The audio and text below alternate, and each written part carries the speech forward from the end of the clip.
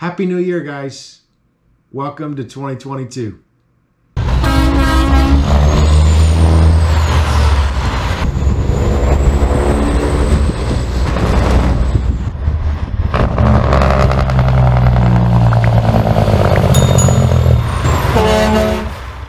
Welcome back to Flint Creek Transport. So if you guys were paying attention in the previous video, my dad was talking about an accident that he had. It is amazing he's still here. It is a miracle he's still here. Like he's mentioned in the video, it's a miracle. So I got the phone call that my dad was in an accident. This was about between 4:30 in the evening. And one of the dreaded phone calls, hey, your dad has been in an accident. And I'm like, what, is he okay? You know, trying to figure out, is he still alive? What's happening? How bad was it? You know, there were so many things. And yeah, he was okay. He was talking. You know, I rushed down to the accident. It was about 15 minutes away. I actually left and the guy sent me a pin. We're headed down there, got down there, and yes, it was a head-on, or I say head-on, it was kind of like he hit somebody on the passenger side of his truck, hit the passenger side of their car. And it was a pretty hard hit. So somebody turned left right in front of him. And unfortunately, he had nothing he could do. He simply just hit him square on. So he's okay. Like he said, it broke his sternum, which unbeknownst to me, I did not realize that that is only a 50% survival rate. He said 50% chance of surviving that one. So that's a miracle in itself. He's over 70 years old and it's amazing. So we're gonna go check out this truck. I'll show you guys here what it looks like. It's just up the road at a tow lot. All right, so I'm up the street here.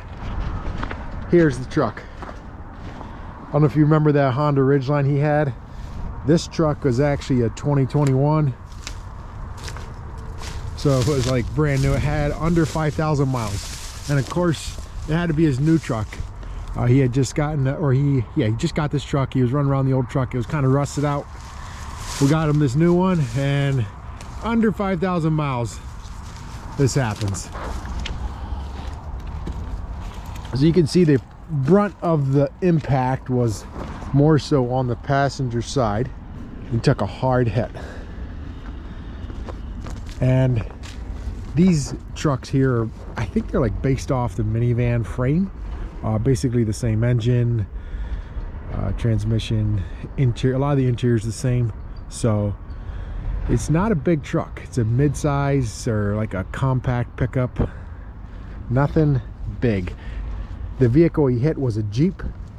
And again, that wasn't a big, it was a Jeep Compass, I think, or a Jeep Renegade. It wasn't a big vehicle. So thankfully, none of those vehicles were big. If one of them would have been big and one small, it would have been a problem. You can see here where his hand hit. I think it was up on the steering wheel. The only thing that was bleeding on him was his hand, and that was from his hands hitting that glass. You can see these trucks are equipped with side curtain airbags. Definitely a key feature to have. So with my dad, he often sits back in his seat pretty far, and I think what broke his sternum, just my 2 cents, is that he's kind of leaned back a little bit, and when he hit, the seatbelt took the brunt of it. So not much, the airbag didn't do that much. It kept his head from flopping. His chest and the seatbelt is what took the brunt force. So seatbelt's what stopped him, and it's that little gap in there, I think, is what jerked him pretty hard and broke his sternum. I don't know, just my 2 cents, but it could have been much worse. I'm gonna venture out and say this thing's demolished. There was oil leaking out, and this thing is smashed in pretty hard. And being especially it's a brand new truck, so this frame is twisted and everything else. Right now, I'm gonna see if I can get him a rental vehicle. So here over the holidays, not a lot happening. Our Sensing side is actually shut down for a week or two. We actually just had one of our salesman's trucks come in. I ordered back in, July. I think in July, I ordered 3 pickups. The first one was that white 2500 came in. The second one is gonna be this truck. I'll show you. The third truck is gonna be the one I get. Just gonna take probably like February, I'm guessing, or March, who knows. see if I get my dad a rental. If not, I might just let him run one of the vehicles, the spare vehicles we have, because one of the sales guys is getting this new one. So one way or another, we'll get him in another vehicle. But let's go check out this truck I got.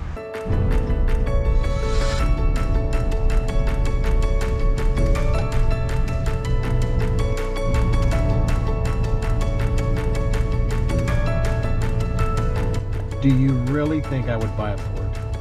Really? Did you really think I was going to buy a Ford?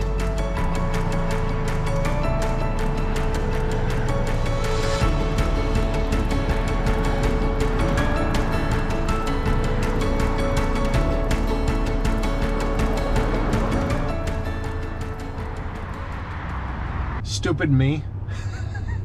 I drive my pickup down to pick up a truck. I can't drive two vehicles. Justin, my blonde moment. I don't know if you can see there, my blonde moment. So, all right, it's only 2 miles down the street, so I'm gonna go pick someone up. The dealer would probably deliver it, but it's all good. Well, here it is. All ours. It's a beautiful truck, and it's got a lot of cool features. It's a bighorn package. And I tell you, this thing is smooth, shifts very smooth, very nice riding truck. I ordered this truck, and the only thing that I somehow missed or something was the tow mirrors. I didn't get the tow mirrors, but I think these will be just fine. We plan on doing a little bit of towing, but not much. So I bought this truck from, originally was D'Amico, now is Friendly, and they also have a Ford dealership. Both the old dealership, D'Amico, and Friendly, they do a great job with service, with any issues. Basically, I walk in, order a truck, they do a fantastic job taking care of me. Obviously, they better would, right, with as many trucks as we're getting. But it's been a pleasure to do business with these guys. So if you guys are ever looking for a truck and you're close by, check it out. They got a lot of inventory. We're gonna hop in this thing and head out of here.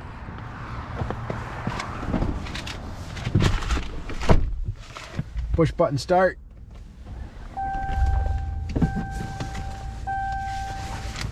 Got a nice screen. Got all kinds of stuff. Music. Driver comfort stuff. You can connect your phone. All kinds of stuff.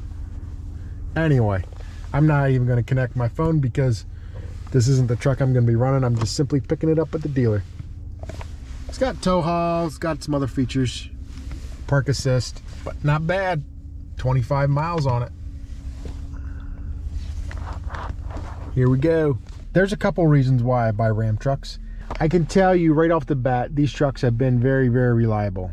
We used to have a different brand and they were not so reliable. These trucks have been, just from day one, very, very reliable. So no complaints. And we don't keep them more than 100,000 miles. Obviously, my truck sitting over there, I did.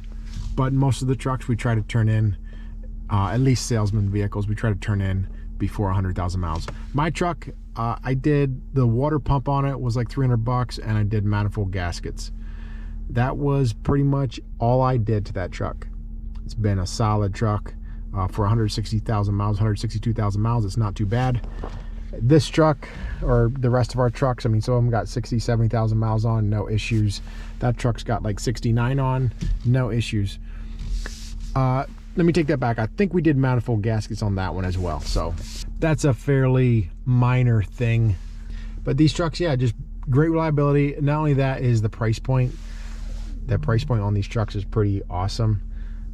If you compare apples to apples to what you're getting to a Ford or to a GM, I'm positive it's going to come in a bit cheaper. And you actually, in the end, you get a better truck. The Hemi 5.7 and the 8-speed transmission has definitely been out for quite a while, so they're proven reliability. I don't know, there's something with Ford, something with GM. I just am not a fan. I have a GM C for my personal vehicle and a GMC Yukon, Not a big fan of it. It's just got some quirks. As far as for Ford, you know what? They're not bad. I don't like their interiors. That's probably my biggest struggle with Ford. Their interiors, for what you're getting, especially the more of the base models, they're just so chintzy.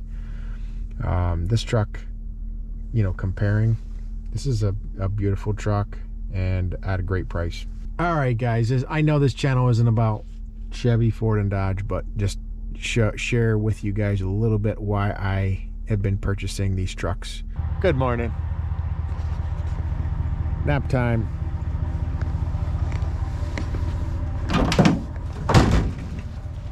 Ooh, forgot about this junk. Just cleaning stuff out of my dad's pickup and some leftover waters from racing, but I'll show you what I'm up to. Time to go get something that's painted.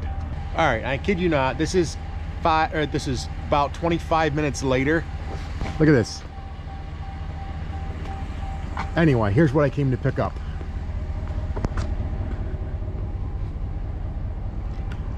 This is a split tank. You can see the seam right there a little bit, right in there. So this is a tank for one of the trucks. I got a blanket in there. Hopefully it doesn't move around too much. You can tell I'm not a flatbedder because I didn't strap this. Use a couple water bottles, water jugs in there. It should hold it. Dispatcher straps. Made it back without any scratches. You know, and even though we only have 3 doors, we can still get 4 row of trucks in here.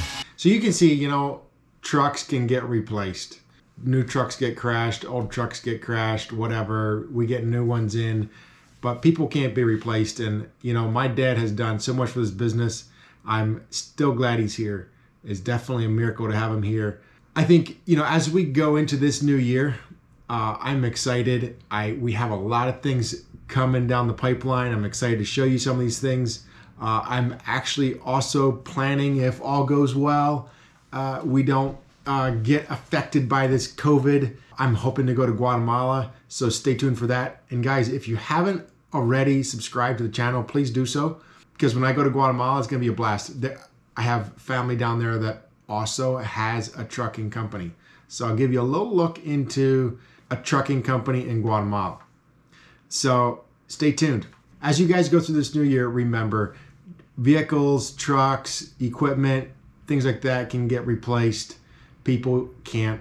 And cherish the people you have around you. Cherish your family, your friends. Do what you can for them. Build those relationships. Don't tear them down. Build those relationships. All right, guys. Thanks so much for watching. We'll see you in the next one. Peace out.